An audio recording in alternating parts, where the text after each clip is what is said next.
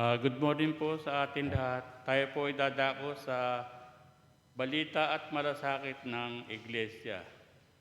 Isang mapagpalang umaga sa atin lahat. Welcome po sa ating pagsamba sa umagang ito na sa unang linggo sa pagdiriwang ng Stewardship Month of UCCP Calendar. Ganun din po ang sa unang linggo ng anniversary month ng ating Iglesia dito sa Inda. Sa umagang ito ay ating pong lilikumin ang handog para sa pagdiriwang ng isang dakot na bigas habang inaawit ang pagtatalaga. Prayer meeting every Wednesday, 7 p.m. via Google Meet. Ang facilitator po ay si Pastor. At happy birthday po sa mga sumusunod. November 7, Shirley Ilalto. November 8, Adhelaine Alisande Javier Luares. Sa November 10, Doren Alaba. November 11, Rene Ponciano. November 12, Tony Fernandez.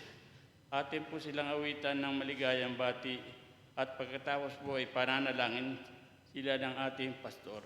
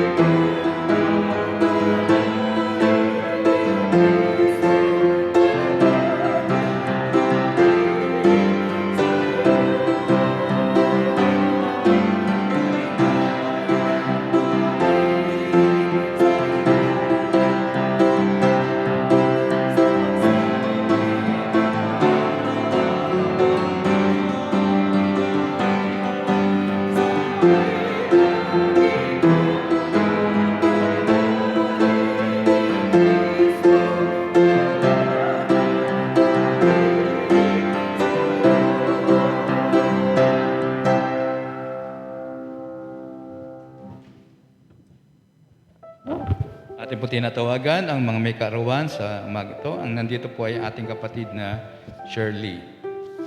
Atin pong ipapanalangin upang ipagpasalamat ang kanilang mga buhay. Tayo po ay manalangin. Diyos ng buhay at Diyos na patuloy na nag-iingat sa kanyang mga anak. Sa umagang ito ay nagpapasalamat po kami sa natatanging araw ng aming mga kapatiran na sumapit sa kanilang kaarawan. Ang aming kapatid na Shirley, ang aming kapatid na Althea, ang aming kapatid na Doren, ang aming kapatid na Rene, at ang aming kapatid na Tony. Tunay, O Diyos, na ang buhay nila ay inyo pong pinagpala at pinahiram sa kanila upang magamit sa pang-araw-araw na buhay para sa iyong kapurihan. Naway patuloy po ninyo silang gabayan upang mapapurihan ang iyong pangalan.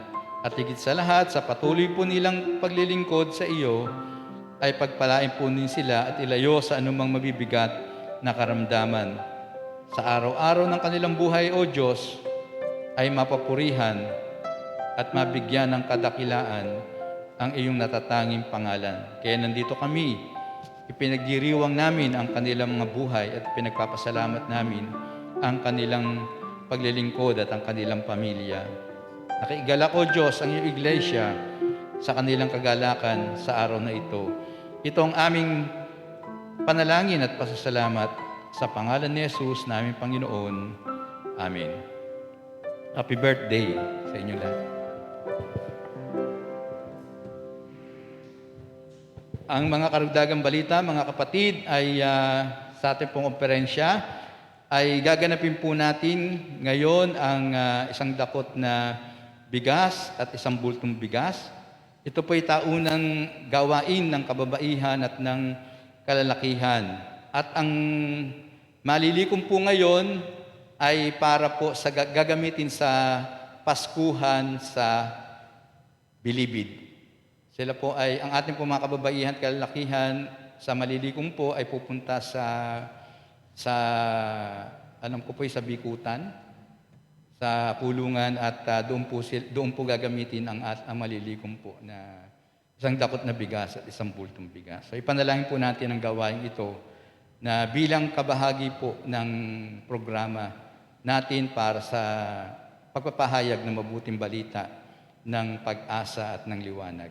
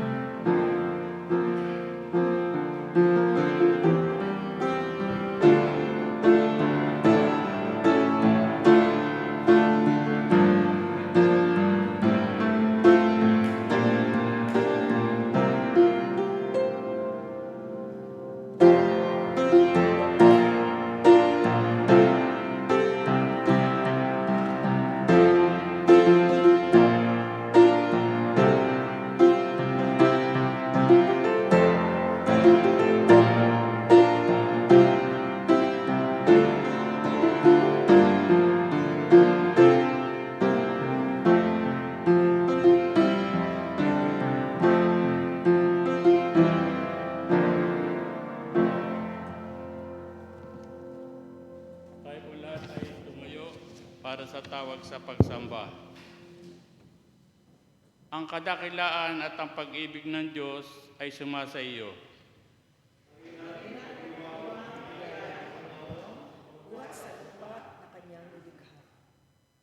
Tayo po lahat. Ang sabi ng kasulatan, ibinibigay ko rin sa inyo ang lahat ng uri ng halamang makakabinhi at mga bungang kahoy bilang pagkain ninyo. Purihin at sabihin ka, O aming Panginoon, magpasawalang hanggan at siyang biyayang kaloob mo.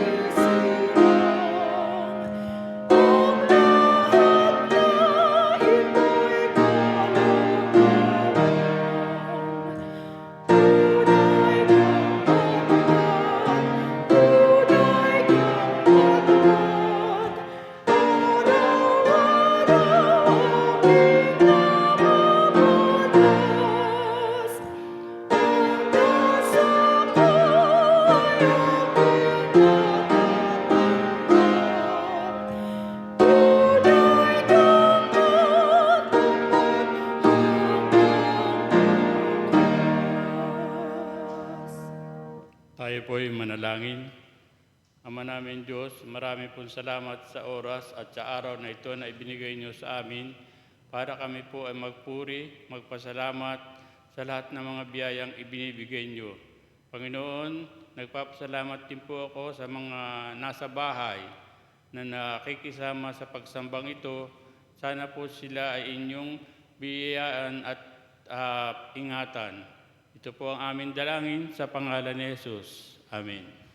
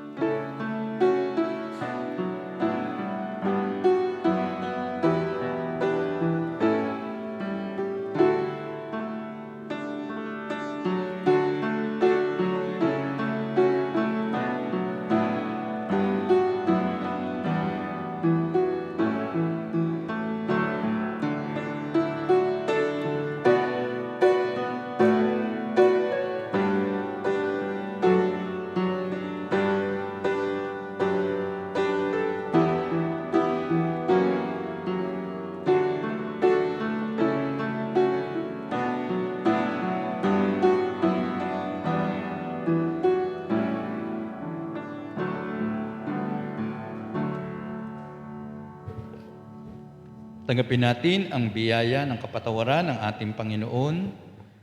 Humingi kayo at kayo bibigyan. Humanap kayo at kayo makasusumpong. Kumato kayo at kayo pagbubuksan. Ganito kasagana ang biyaya ng Diyos na Kanyang inilaan para sa atin, na patuloy na magsusumikap, maabot ang alituntunin ng pagiging alagad ng Panginoong Hesukristo.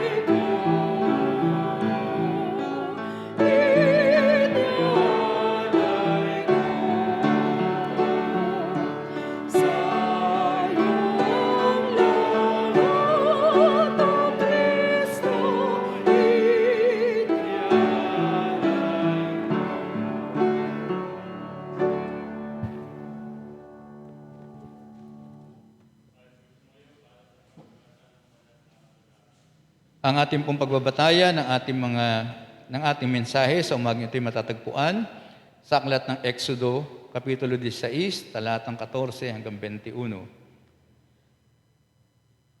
Nang mapawi ang hamog, 14. Nang mapawi ang hamog, nakita sila ng manipis na mga bagay na parang pinipig.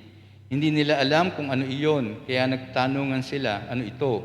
Sinabi ni Moises, yan ang tinapay na bigay sa inyo ni Yahweh. At ito ang utos niya ukol diyan. Bawat isa ay kukuha ng kailangan niya at ng mga kasama niya sa tolda. Kalahating salop bawat isang tao. Namulot nga ang mga Israelita ng kumuha ng marami at ang may kumuha ng kaunti. Ngunit nang takalin nila ang kanilang nakuha, ang kumuha ng marami ay hindi lumabis at ang kumuha ng kaunti ay hindi naman kinulang. Sapat lang ang kanilang nakuha. Sinabi sa kanila ni Moises, huwag kayong magtitira para sa kinabukasan. Ngunit ang ilan sa kanila hindi nakinig kay Moises. Kinabukasan, inuod at bumaho ang itinira nila, kaya nagalit sa kanila si Moises. Mula nooy, tuwing umagay namumulot sila ng ayon sa kanilang kailangan. Pag-init ng araw, ito ay natutunaw. At gayon din po sa aklat ni Juan, Kapitulo 6, talatang 35.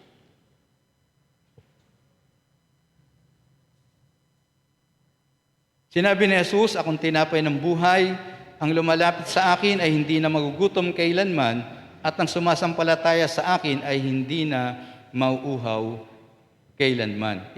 Idinagdag ng Diyos ang kanyang pagpapala sa pagkarinig at pagkabasa ng kanyang mga salita.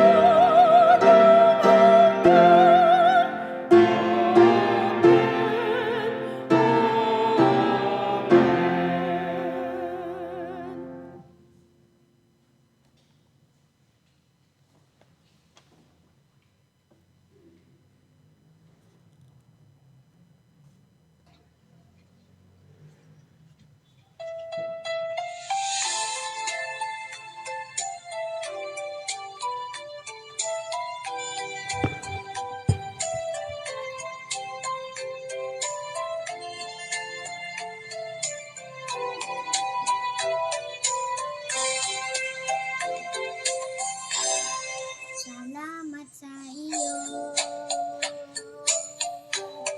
aking Panginoong Jesus. Ko'y inibig mo at inating lubos. Ang tanging alay ko sa iyo, aking Ama, ay buong buhay ko, puso't kaluluwa. Kaya na nagkapagkaloob, mamahal ni Diyos, higintong hinubog. Ang aking dalangin, o Diyos ay tanggapin. Ang tanging alay ko, nawa ay gamitin. Ito lamang, Ama, wala nang iba pa. Aking hinihiling. Di ko akalain ako ay binigyang pansin. Ang taong tulad ko di dapat mahalin.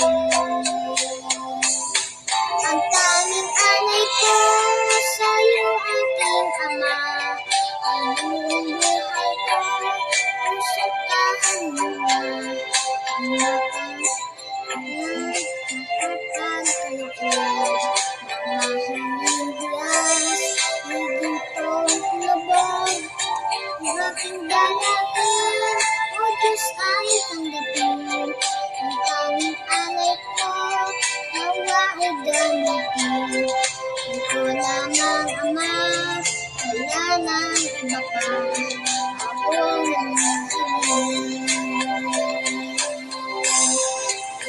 lamang ang mapapagod sila.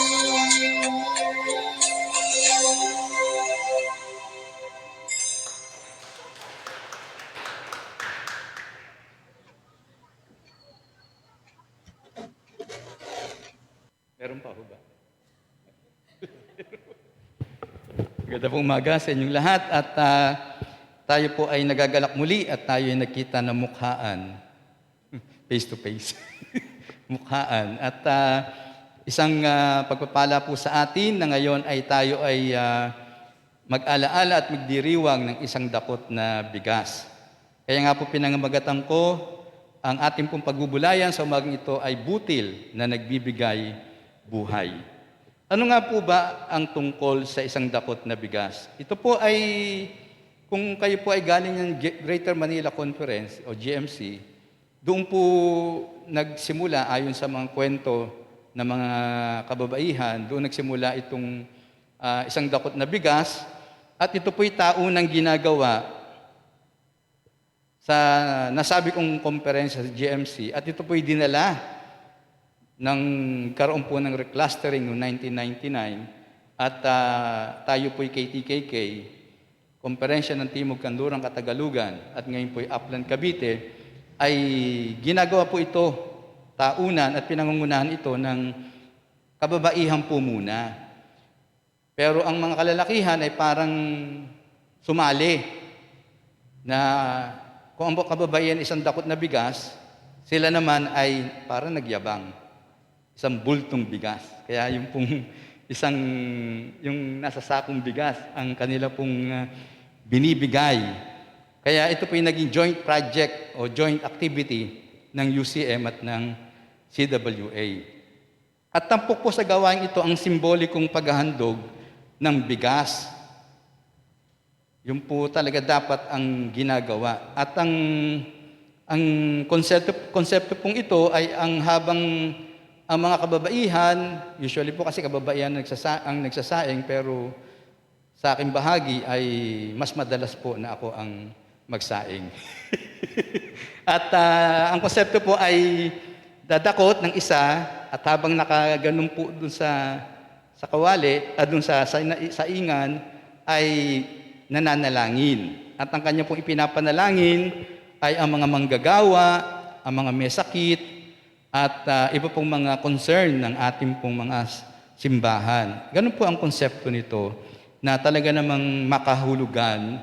At pagkatapos manalangin, ito po ay iipunin sa isang lalagyan at doon po ay iipunin at ipamimigay sa mga, kadalasan po noon ay sa manggagawa binibigay.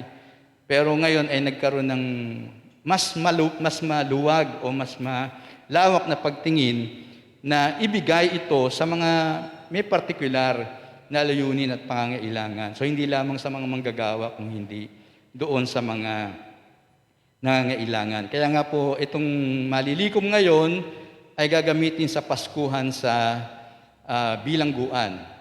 So yun po yung gagawin niya. Kaya napakamakahulugan itong gawain na ito. Kung meron pong list coin, na ang konsepto ng list coin ay nagsimula sa ibang bansa, sa babae na si Shanti Solomon, ito pong isang dagot na bigas ay nagsimula talaga sa kababaihan ng ating pong iglesia ng United Church of Christ in the Philippines.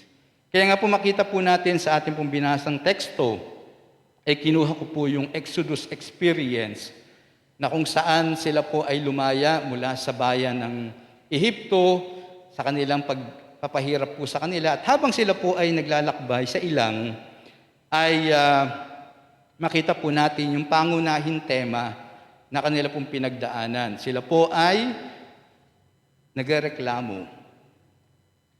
Kung babalikan po natin yung talatang iyon sa verse 3, ang sabi ng mga Israelita ang mga Israelita ay nagreklamo kina Moises at Aaron. Sa verse 2 po yan. Sinabi nila, mabuti pa, sana'y pinatay na kami ni Yahweh sa Ehipto. Doon makakain kami ng karne at tinapay hanggang gusto namin. Dito naman sa ilang na pinagdalhan ninyo sa amin, mamamatay kami sa gutom.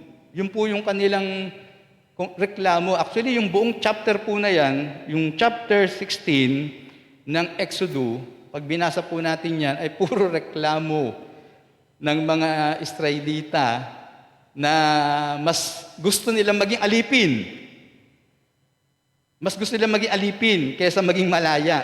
Kasi doon daw sila nakakain ng karne at nakakain sila ng tinapay. Pero the point is, alipin ka pa rin. Pero habang sila lalakbay, sila po ay nasa ilang. So, mahalagang bagay po na tignan natin yun, na ang kagutuman sa maraming bagay ay normal. Normal naman po talaga magreklamo kapag nagugutom. Normal din naman magreklamo kapag salat na naman talaga sa pangangailangan. Pero ang kagutuman, mga kapatid, laging tinitignan natin ng dalawang dimensions. Ang dimension ng physical at dimension ng spiritual hunger. So hindi po laging isahan sapagkat hindi po natin pinaghihiwalay ang physical at spiritual. Yan po ay laging magkaugnay at laging magkasama. Minsan tayo po ay gutom, tayo po ay kulang sa comfort, sa wealth, sa enjoyment and sa knowledge, sa truth and justice, at sa marami po pong iba ng ating kasalatan at kakulangan at ng ating kagutuman. So ganyan po natin tinitignan na napakahalaga na mabusog po ang ating physical at ang ating spiritual hunger. Kung tayo po ay nagugutom sa physical at nagugutom din ang ating spiritual, kailangan po natin matugunan at pakainin sila pareho. Importante po yan sapagkat ang sabi po ng ating Panginoon sa Lucas 2:52, siya'y lumaki sa kaluguran ng Diyos, sa pangatawan, at pagbibigay lugod sa Diyos. So yung holistic na tinitignan. Kaya nga po doon sa istorya ng Exodus na yon ay inaddress ng Panginoon ni Yahweh ang kanilang pangailangan. Ang sabi nga ni Moises doon ay huwag kayo sa akin magreklamo kung hindi ang Diyos. Pag sa akin kayo nagreklamo, sa Diyos kayo nagreklamo. So instrumento lang si Moises at si Aaron sa panahon na yon nung sila ay naglalakbay doon sa ilang. Mga kapatid, pangalawang bagay na makita po natin, sila po ay nasa ilang, nasa wilderness o nasa desert. Yung experience sa ilang ay napakahalaga sa pangyayaring ito ng Exodus. At kung babalikan din po natin, itong binasa natin sa Juan 6, pag binasa po natin yan, magkaugnay po yan. Binanggit din ng ating Panginoon yung experience nila, yung mana experience nila sa Exodus. At pag binasa po natin yan, chapter 6, binanggit ng ating Panginoon yung mana. Ang sabi ng Panginoon sa mga Hudyo na humahanap sa Kanya, akala nyo ba si Moises ang nagbigay ng tinapay? Ang sabi ng Panginoon, hindi. Ang nagbigay ng tinapay sa inyong mga ninuno ay ang aking Ama. So, kaya magkaugnay po yung Exodus na binasa natin at yung pong Juan 6 na binasa din po natin. At dito po makita po natin yung karanasan doon sa desert. Desert is not the place for deserts. Kapag binaligtad nga po natin yung deserts ay stress. So, na-stress po sila. Na-stress ang mga Israelita dahil sa kanilang karanasan doon sa wilderness. Marami silang reklamo, marami silang gusto nilang bumalik sa pagkaalipin kaysa sa malaya, kasi sila nakakakain. Pero kung titignan po natin, ang wilderness o ang ilang ay isang lugar na kung saan ay nararanasan ng bawat isa sa atin. It is about survival. Kailangan nilang mag-survive sa kanilang paglalakbay. Kailangan nilang merong endurance at merong stamina. So kailangan nilang maging matatag sa panahon na kanilang nilalakbay ang patungo sa lupang pangako.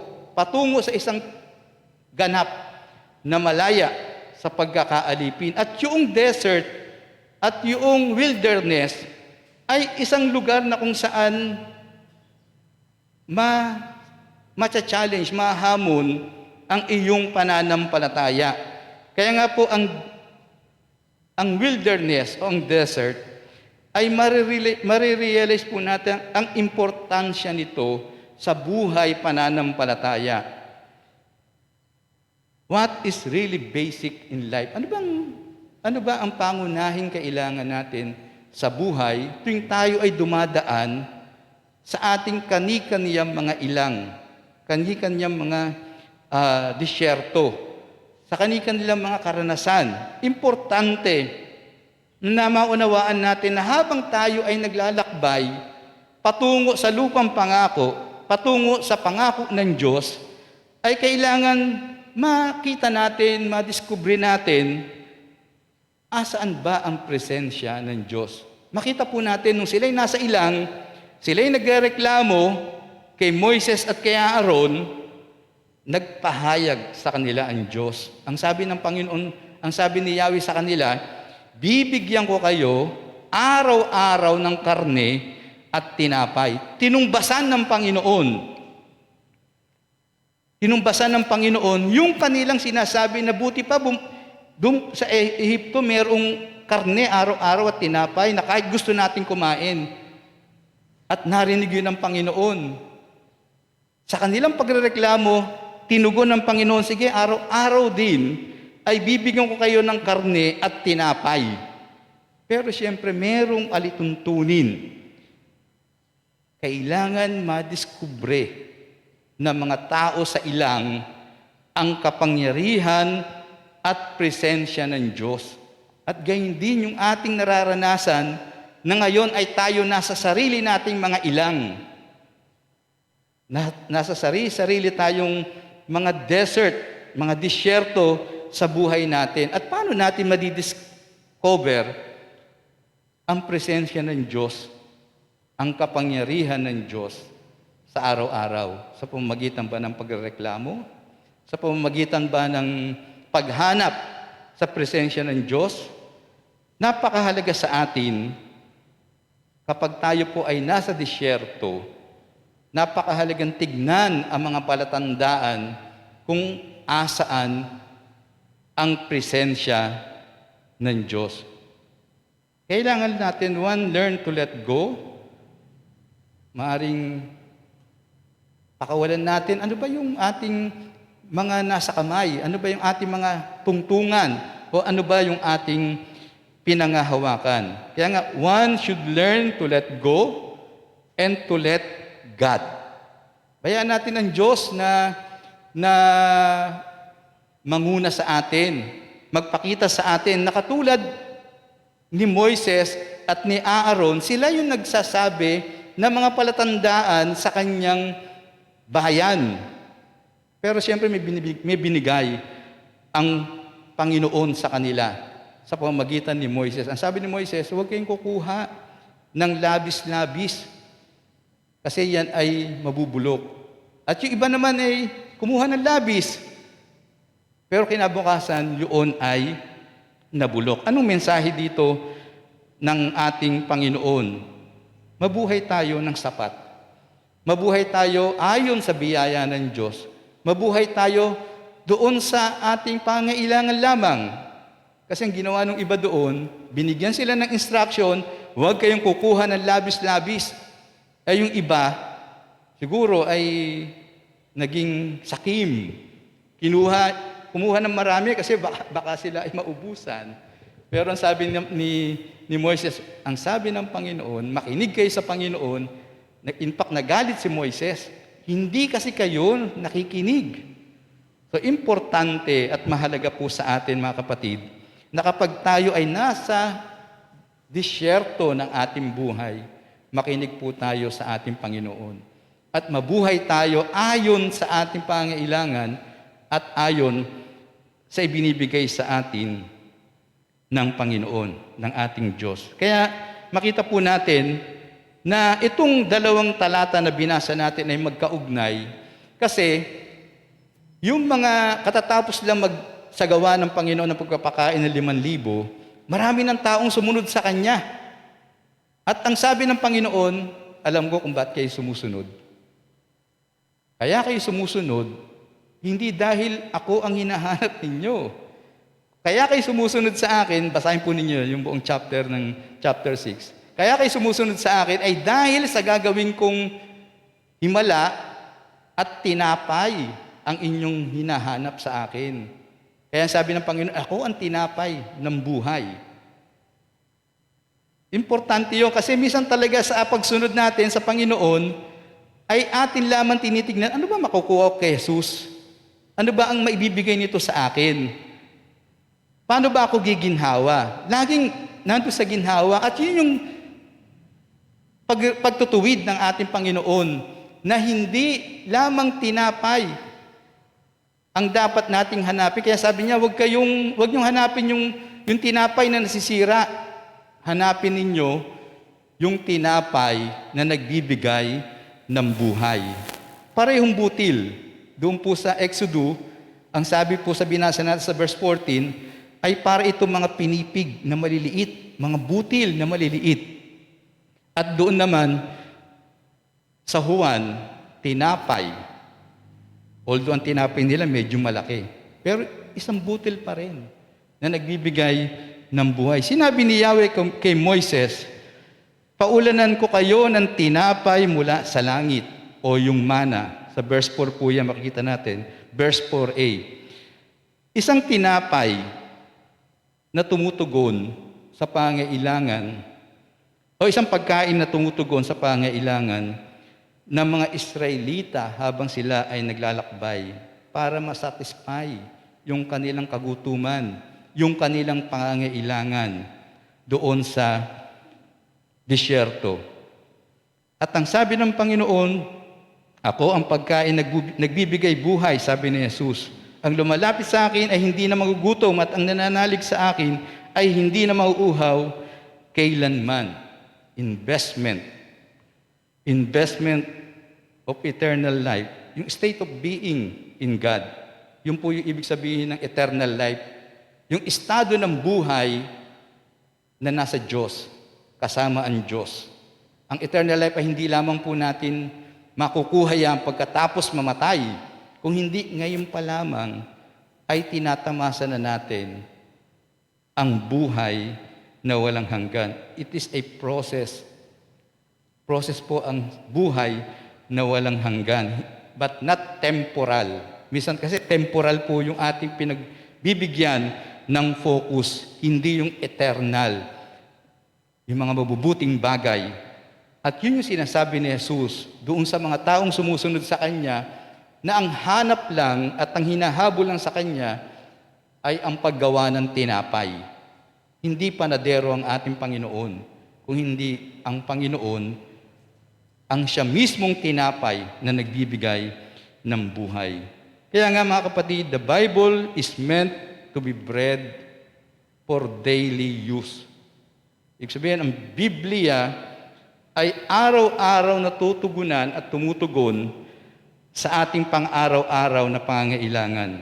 It is not a cake for special occasions. The Bible is meant to be bread for daily use, not cake for special occasion. Di ba ang cake kapag meron lamang birthday, parang special occasion. Pero ang Biblia, mga kapatid, ay hindi cake na parang special occasion lang natin gagamitin at babasahin. Kung hindi, the Bible is meant to be bread for daily use. Gamitin natin araw-araw ang Biblia bilang tinapay ng ating mga buhay. At ang bawat butil na katulad ng ipinakita sa atin ay butil na nagbibigay ng buhay. Butil sa Exodus na sila ay nasatisfied yung kanilang hunger at ang Panginoon ay binigyan ng kaganapan, ang kabusugan. Kung sino man lalapit sa Kanya ay magkakaroon ng buhay na walang hanggan at kailanman hindi magugutom at hindi mauuhaw. Tayo po ay manalangin. Panginoon, hindi lamang temporal na buhay ang aming ninanais sa mundong ito, kung hindi isang buhay na walang hanggan, na patuloy po ninyong ipinagkakaloob sa amin, hindi lamang temporal na mga material na bagay na nabubulok at kadalasan pa nga ay nagiging sakim sa mga temporal na material na bagay. Turuan po ninyo kami, Panginoon, na laging tumanaw sa espiritual na merong kaugnayan sa buhay, paglilingkod, at pagsasakripisyo. Isang buhay na katulad na inyong ipinakita. Kami, Panginoon, ay lumalapit sa iyo hindi dahil lamang tinapay ang aming kailangan o hindi tinapay ng buhay na siyang nagbibigay sa amin ng kaganapan sa buhay na ito. Salamat, Panginoon, sapagkat tinutuwid po ninyo ang mga tao na ang kanilang intensyon lamang ay para magkamit ng material na pangailangan. Itinuwid nyo sapagkat hindi lamang material ang siyang napakahalaga sa mundong ito, kung hindi ang aming kaligtasan na katulad na ginawa mong pagpapalaya sa iyong bayang Israel at sa iyong bayang pinili. Walang iba kung hindi ang iyong iglesia na itinatag. Kaya naman nandito kami, Panginoon, nagkakatipon at nagkakaisa upang ikaw ay aming pasalamatan sa lahat ng pagkakataon. Nandito kami upang ikaw ay aming purihin at lapitan sa aming mga pangangailangan, lalo pangat sa mga sandaling ito, O Diyos, ay patuloy na naming idinadalangin ang mga kapatiran po namin na nangangailangan ng kagalingan, ang mga naapektuhan ng COVID-19. Panginoon, hipuin po ninyo ang kanilang mga lupang katawan. Pagalingin po ninyo sila. Alam po namin, Panginoon, na nangangailangan sila ng inyong presensya at pagkalinga. Lalo't may pangamba, mayroong takot, subalit palitan po ninyo ito ng pananampalataya. Gayun din, Panginoon, ang mga kapatiran po namin na mayroon ding mga iba't ibang uri ng karamdaman. Patuloy po ninyo silang kalingain, palakasin, ang pananalig nila, Panginoon, sa Diyos na aming manggagamot. Gayun din ang aming panalangin, Panginoon, sa aming mga kapatiran, sa kanila po mga buhay na mayroong pasasalamat. Patuloy ang aming panalangin sa aming kapatid na Lema, sa aming ate Becca, sa patuloy nilang pagpapagaling, sa aming kapatid na Rowie Ann, na patuloy na nakaka-recover sa kanyang karamdaman. At marami po pong iba ang aming mga kapatiran na matatanda na, Panginoon, ay patuloy po ninyong kalingain at ingatan upang patuloy nilang maranasan ang inyong pong presensya. Gayun din ang bawat isa sa amin na ngayon ay nandirito, kung meron man kami, Panginoon, na nararamdaman na masakit sa aming lupang katawan, ipuin po ninyo ito upang maranasan po namin ang inyong kagalingan. At higit sa lahat, Panginoon, patuloy po ninyong ingatan ang aming bayan na patuloy na naghahanap ng inyong katwiran at ng inyong kapayapaan. Samahan po ninyo kami, Panginoon. Gamitin po ninyo ang iyong iglesia. Gamitin po ninyo ang aming pananampalataya upang makibahagi kami at makiisa para sa layunin ninyo sa sanglibutan. At sa umaging ito, Panginoon, patuloy po kaming nakikiisa sa aming pong mga gawain ng iyong iglesia. Kami po ay nagpapasalamat sa iyo. At ang lahat ng ito ay aming idinadalangin sa pangalan ni Jesus na aming Panginoon. Amen.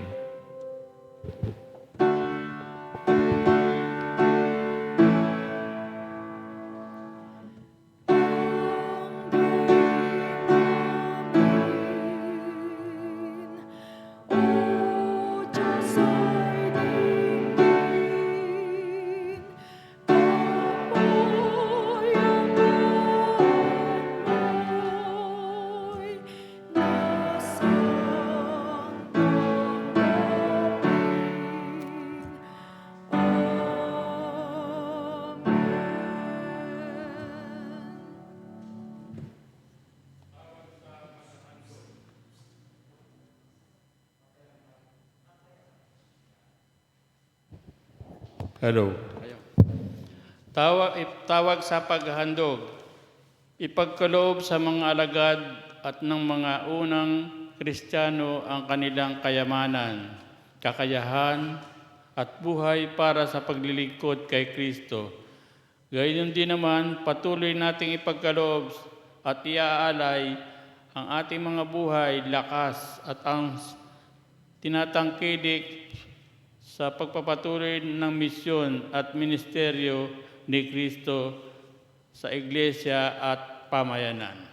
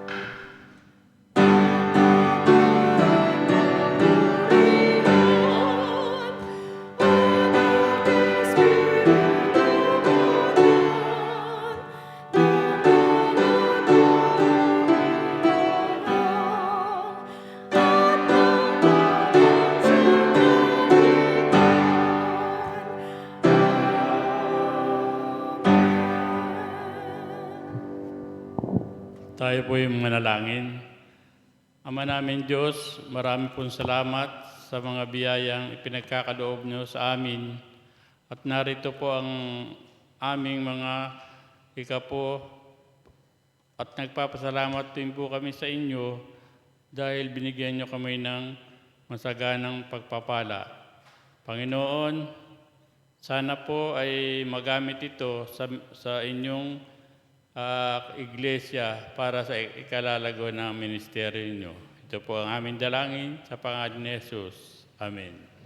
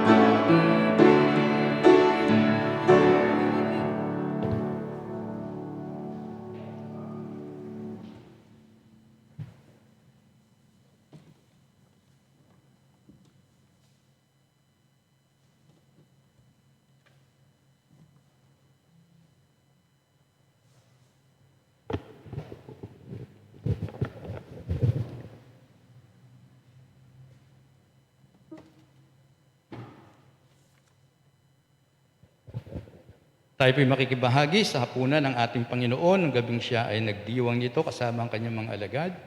Siya'y dumampot ng tinapay at kanyang ipinalangin, at pagkatapos niya ipanalangin na ibinigay sa kanyang mga alagad. At sinabi, tanggapin ninyo ito at kanin bilang pag-alala sa akin. Gayon din siya dumampot ng saro at kanyang ipinalangin at ibinigay sa kanyang mga alagad. At kanyang sinabi, inumin ninyo ito. Tanggapin ninyo, inumin ito at bilang pag-alala sa akin. Tayo po ay manalangin. Panginoon, nasa aming harapan ang mga elemento na aming tatanggapin.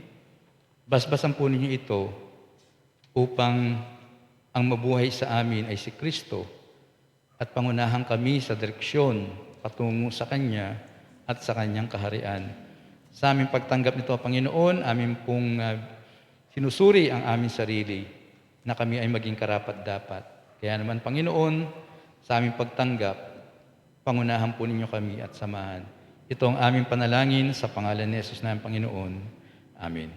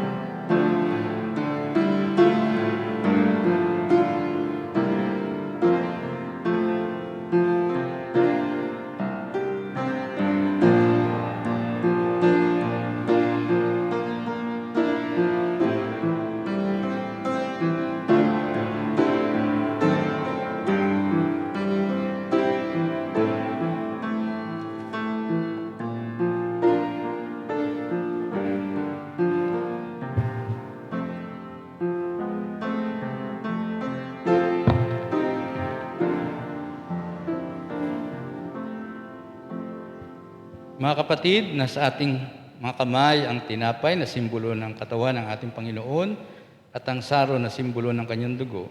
Tanggapin po natin sa pag-alaala sa Kanya.